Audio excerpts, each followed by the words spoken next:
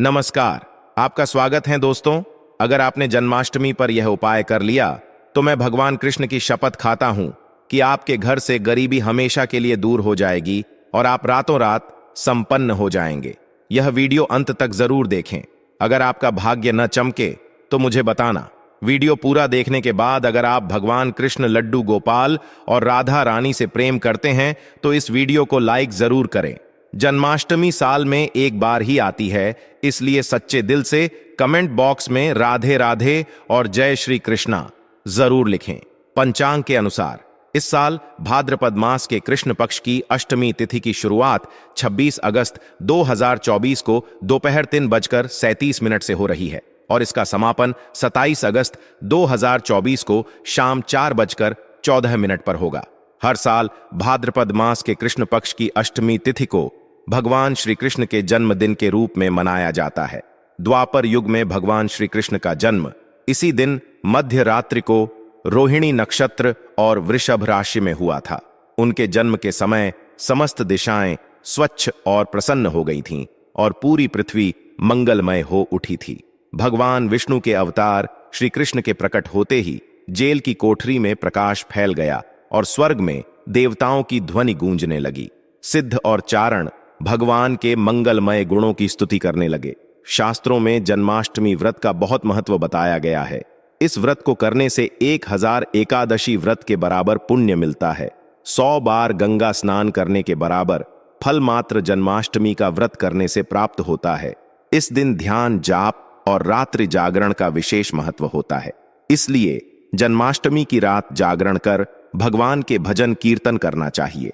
भविष्य पुराण में उल्लेख है कि जिस घर में यह व्रत किया जाता है वहां अकाल मृत्यु, गर्भपात जैसी घटनाएं नहीं होती और वहां का वातावरण सौभाग्यशाली बना रहता है। जो व्यक्ति इस व्रत को करता है उसे श्री कृष्ण का आशीर्वाद प्राप्त होता है और वह जीवन में सभी सुखों को भोग कर विष्णु लोक में निवास करता है। जन्माष्टमी की पूजा विधि के अनुसार इस दिन सुबह जल्दी उठकर स्नान आदि से निवृत्त होकर स्वच्छ वस्त्र धारण करें। फिर पूर्व या उत्तर दिशा की ओर मुख करके व्रत का संकल्प लें। अगर नॉर्थ ईस्ट में भगवान कृष्ण को स्थापित किया जाए तो यह सुनिश्चित करता है कि धर्म युद्ध में विजय आपकी ही होगी और जीवन की सभी परेशानियां दूर हो जाएंगी। माता देवकी और भगवान श्री कृष्ण की मूर्ति या चित्र को पालने में स्थापित करें। पूजा में देवकी, वासुदेव, बलदेव, नंद, यशोदा आदि देवताओं के नाम जपें। रात्रि 12 बजे के बाद श्री कृष्ण का जन्म उत्सव मनाएं। जन्माष्टमी पर भगवान श्री कृष्ण को पीले चंदन या केसर का तिलक जरूर लगाएं। साथ ही मोर का मुकुट और बांसुरी अर्पित करें। लड्डू गोपाल का पंचामृत से अभिषेक कराकर भगवान को नए वस्त्र अर्पित करें और उन्हें झूला झुलाएं। माखन, मिश्री और धनिये की पंजीरी का भोग लगाकर आरती करें और फिर प्रसाद वितरित करें। पंचांग के अनुसार इस साल श्री कृष्ण जन्माष्टमी 26 अगस्त 2024 को मनाई जाएगी। चलिए जन्माष्टमी पर भगवान श्री कृष्ण की जन्म कथा सुनते हैं। इस कथा को सुनने से समस्त कष्ट और बीमारियां दूर हो जाती हैं। पितृदोष, मंगल दोष, काल सर्प दोष और शनि दोष तुरंत समाप्त हो जाते हैं। आइए सुनते हैं जन्माष्टमी की कथा। पौराणिक कथाओं के अनुसार भाद्रपद मास के कृष्ण पक्ष की अष्टमी तिथि को भगवान श्री कृष्ण का जन्म माता देवकी की 8वीं संतान के रूप में हुआ था। श्री कृष्ण का जन्म मथुरा में कंस के कारागार में हुआ था। माता देवकी राजा कंस की बहन थीं। कंस को सत्ता का लालच था और उसने अपने पिता राजा उग्रसेन की राजगद्दी छीनकर उन्हें जेल में डाल दिया था और खुद को मथुरा का राजा घोषित कर दिया था। राजा कंस अपनी बहन देवकी से बहुत प्रेम करता था और उसने अपनी बहन का विवाह वासुदेव से कराया था। लेकिन जब वह देवकी को विदा कर रहा था तभी एक आकाशवाणी हुई कि देवकी का 8वां पुत्र कंस की मौत का कारण बनेगा। यह सुनकर कंस भयभीत हो गया और उसने तुरंत देवकी और वासुदेव को जेल में बंद कर दिया। कंस ने अपनी मौत के डर से देवकी और वासुदेव की संतानों को मार डाला था। भगवान श्री कृष्ण का जन्म भाद्रपद मास के कृष्ण पक्ष की अष्टमी तिथि को रोहिणी नक्षत्र में हुआ। कृष्ण के जन्म लेते ही कारागार में प्रकाश फैल गया। आकाशवाणी हुई कि विष्णु जी ने कृष्ण के रूप में देवकी के गर्भ में जन्म लिया है। वासुदेव को निर्देश मिला कि वह बालक को गोकुल में बाबा नंद के पास छोड़ आए और वहां से एक कन्या को लेकर वापस आ जाए। वासुदेव ने बालक को टोकरी में रखकर सिर पर उठाया और गोकुल की ओर चल पड़े। इस यात्रा में वासुदेव को कई कठिनाइयों का सामना करना पड़ा। यमुना नदी में जल का प्रवाह बढ़ गया, लेकिन श्री कृष्ण के चरण स्पर्श से नदी शांत हो गई। वासुदेव ने कृष्ण को बाबा नंद के पास छोड़कर कन्या को लेकर वापस मथुरा लौट आए। जेल के दरवाजे अपने आप बंद हो गए और वासुदेव के हाथों में हथकड़ियां फिर से लग गईं। कन्या के रोने की आवाज से सभी पहरेदार जाग गए और कंस बंदी गृह में आया। कंस ने कन्या को देवकी की 8वीं संतान समझकर उसे मारने की कोशिश की, लेकिन कन्या आकाश में उड़ गई और फिर आकाशवाणी हुई कि कंस का काल अब इस दुनिया में आ चुका है। बाबा नंद और मां यशोदा ने श्री कृष्ण का पालन पोषण किया। कंस ने श्री कृष्ण को मारने की बहुत कोशिश की, लेकिन वह असफल रहा। अंत में श्री कृष्ण ने कंस का वध किया और राजा उग्रसेन को मथुरा का राज्य पुनः सौंप दिया। इस प्रकार जन्माष्टमी की कथा पूरी होती है। दोस्तों, जन्माष्टमी के दिन कुछ गलतियां न करें। तुलसी को लेकर विशेष सावधानी बरतें। शास्त्रों के अनुसार भगवान श्री कृष्ण तुलसी के बिना किसी भी भोग को स्वीकार नहीं करते, इसलिए जन्माष्टमी के दिन तुलसी के पत्ते तोड़ने से बचें। पहले से तुलसी के पत्ते तोड़कर रख लें ताकि आपका पूजन संपूर्ण हो। ऐसा भोग पाप के समान होता है, जहरीला माना जाता है चावल खाना।